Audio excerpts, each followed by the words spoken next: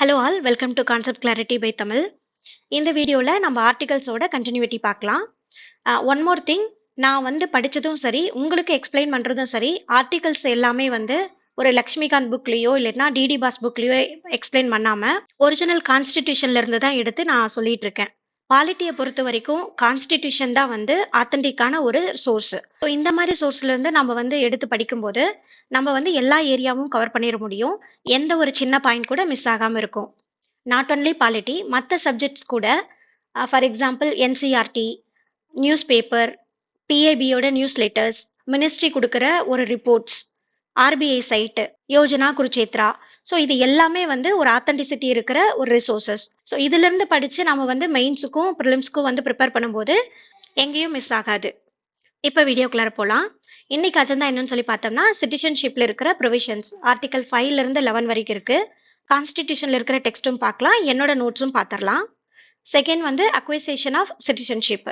எப்படி வந்து சிட்டிசன்ஷிப்பை அக்வயர் பண்றது, loss of citizenship, overseas citizenship of India ஓசிஐன்னு சொல்லிட்டு. ஸோ இந்த 4 பாயிண்ட்ஸுமே இந்த வீடியோவில் பார்க்கலாம்.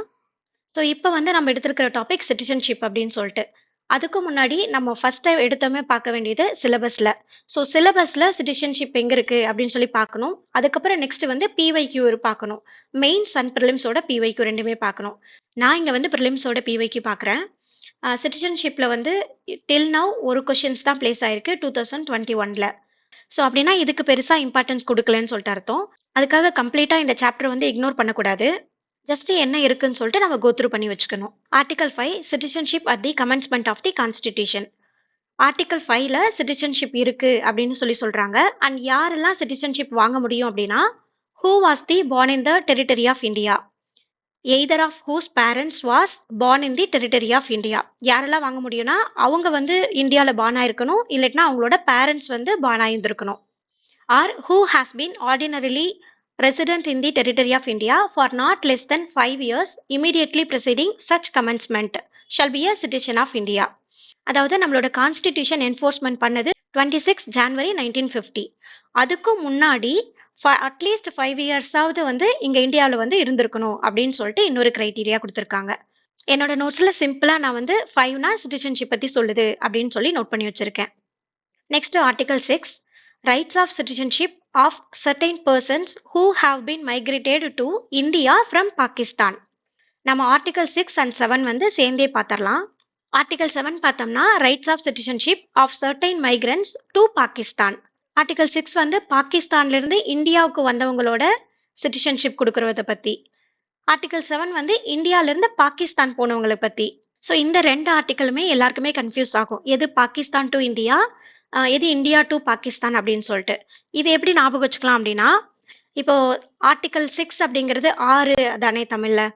இப்போ வந்து நம்ம வீட்டுக்கு யாராவது வந்தா என்ன கேட்போம், யார் வந்திருக்கா அப்படின்னு சொல்லிட்டு தானே கேட்போம். ஸோ இந்தியா வந்து ஒரு நம்ம வீடு.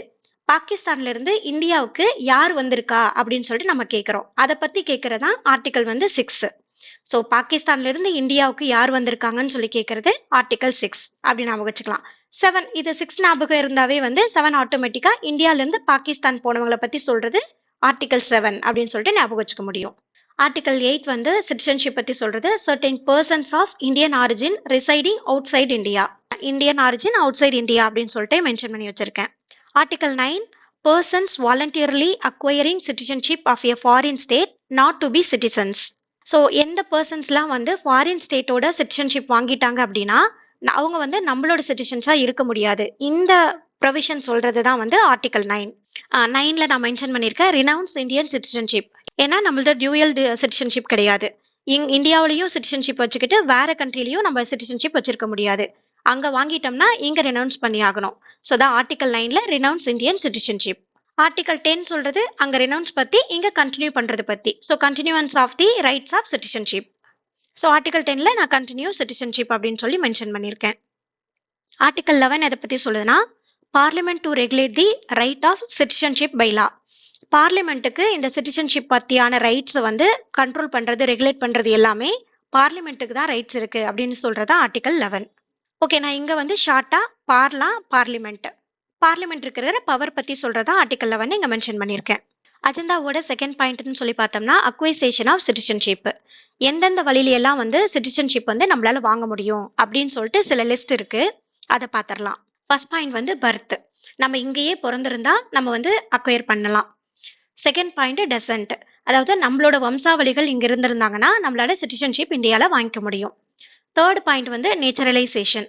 நான் இந்த தேர்ட் பாயிண்ட்டும் ஃபிஃப்த் பாயிண்ட்டும் சேர்ந்து வச்சு நான் எக்ஸ்பிளைன் பண்ணுறேன். ஃபிஃப்த் பாயிண்ட் வந்து ரெஜிஸ்ட்ரேஷன். ஃபோர்த் வந்து அக்வைசேஷன் ஆஃப் டெரிட்டரி.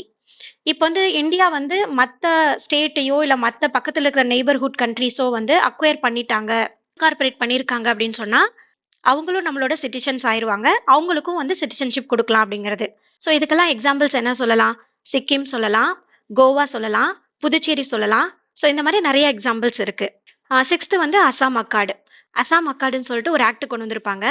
அந்த கண்டிஷனுக்கு சாட்டிஸ்ஃபை ஆகிறவங்க எல்லாருக்குமே வந்து இந்தியன் சிட்டிசன்ஷிப் இருக்குன்னு சொல்றது. செவன்த் பாயிண்ட் வந்து ஆப்கானிஸ்தான், பாகிஸ்தான், பங்களாதேஷ் இந்த மூணுல இருந்து வந்தவங்களுக்கும் சிட்டிசன்ஷிப் இருக்கு. பட் அதுல ஒரு கண்டிஷன் இருக்கு.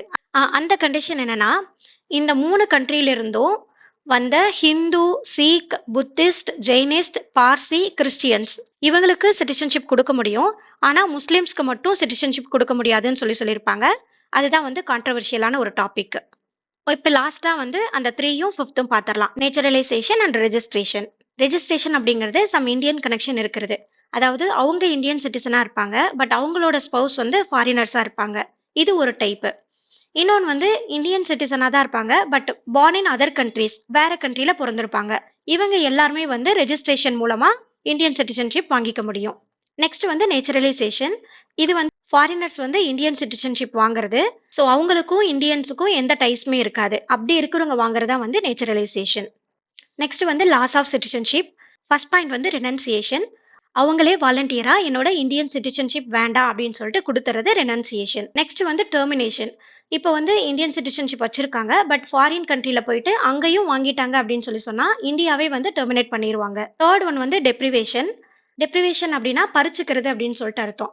ஸோ பறிக்கிறதுனா ஏதாவது ஒரு தப்பு பண்ணிட்டாங்கன்னா பறிச்சுக்குவாங்க இல்லையா?